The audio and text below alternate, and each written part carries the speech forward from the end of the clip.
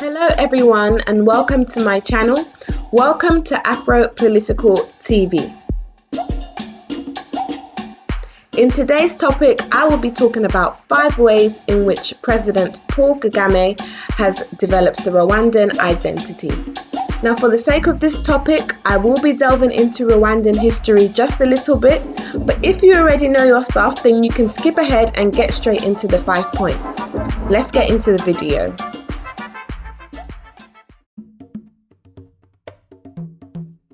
The land now known as Rwanda was initially inhabited by the Twa people.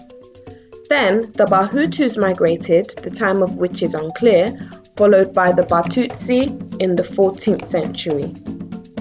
The Twas migrated deeper into the forest following the arrival of the Bahutus, yet the Bahutus and the Batutsis coexisted. Now the Batutsis were slightly more developed in combat and they owned a lot of cattle. These were tools that they used to consolidate power within themselves. Despite this, the Batutsis and the Bahutus lived amongst each other. They intermarried and they traded skill for skill. In addition, Batutsis and Bahutus were more of social labels dependent on wealth and power, not ethnicity. This reflected in the idea that if you rose to power, you could do away with or cleanse your Hutu-ness through a social ritual called Hutura. Both groups speak the same language and they have the same culture. However, the Batutsi did hold all the power, most of the wealth, and the land belonged to the Batutsi king.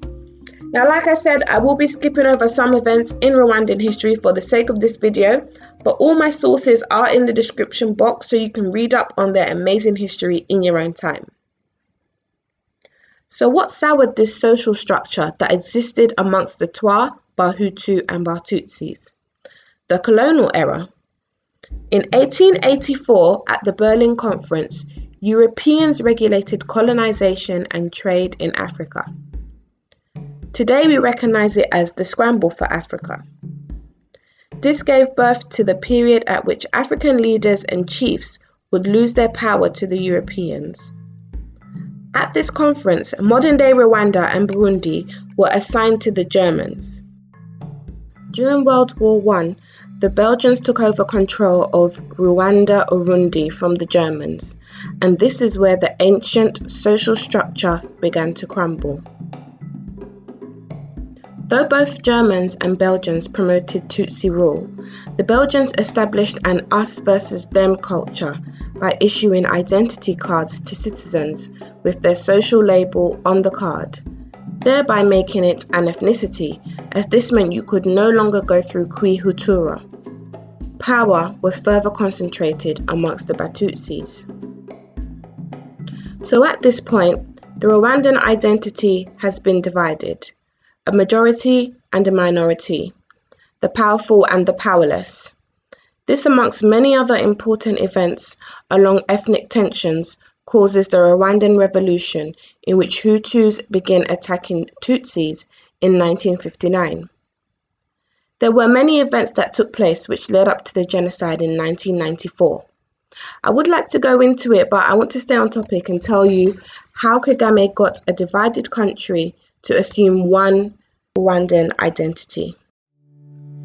So finally, here we are, 5 ways in which Kagame developed the Rwandan identity. In 2001, a new flag and national anthem were unveiled to try to promote national unity and reconciliation. Rwanda's first flag consisted of traditional Pan-African colours, red, green and yellow, with an R representing Rwanda to set themselves apart. Following the 1994 genocide, the Rwandan government wanted to change this flag as the initial one was formed out of a majority extremist Hutu government. The new flag represents national unity, hope, and economic prosperity.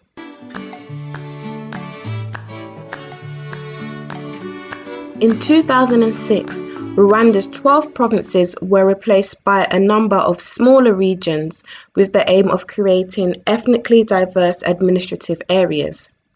Prior to the change, certain provinces were linked to certain temperaments towards ethnicity. New provinces would give Rwanda a fresh start, leaving old attitudes behind.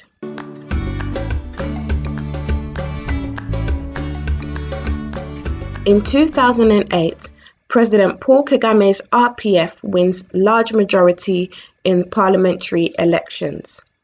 Kagame won 42 of the 53 parliamentary seats, further cementing his favour with the Rwandan people. Not only this, an unprecedented 24 of those seats went to female candidates, which made Rwanda the most progressive in parliamentary representation in the world. In 2008, Rwanda made the decision to change the national language to English from French. Also, they decided that all education would be taught in English instead of French. This created opportunities for ties with other surrounding English-speaking countries, such as Kenya.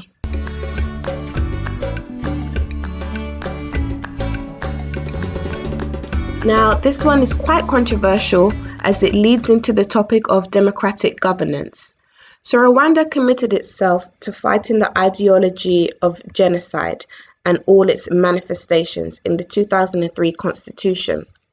Yet, Amnesty International have criticized the laws introduced for being too vague. They argue that the attempt to prevent another genocide limits the freedom of Rwandan citizens and the media, as the prohibited behaviors are not clearly set out.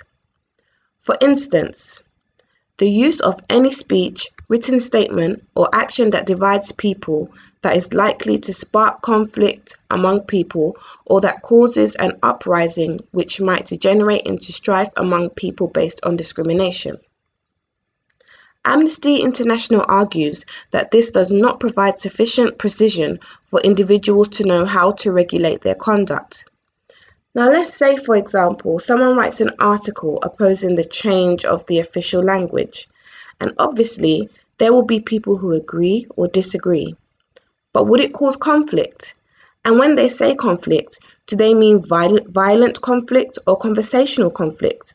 So you can see why this law is quite a contentious topic. But how has this changed Rwandan identity? Less outspoken commentary, not much opposition to the RPF, and ethnic groups are now a thing of the past, and people refer to themselves as Rwandan, not distinguishing differences. All in all, President Kagame has done much economically, politically, and socially to change Rwanda.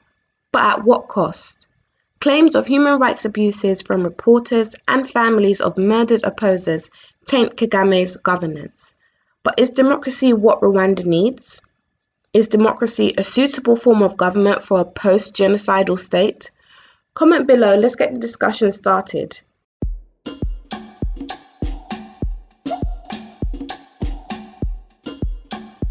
So, there you have it, 5 ways in which Kagame develops the Rwandan identity. I hope you enjoyed this video. If you would like more of these videos, please let me know, and please like this video and subscribe. Thanks for watching, and I'll see you in the next video.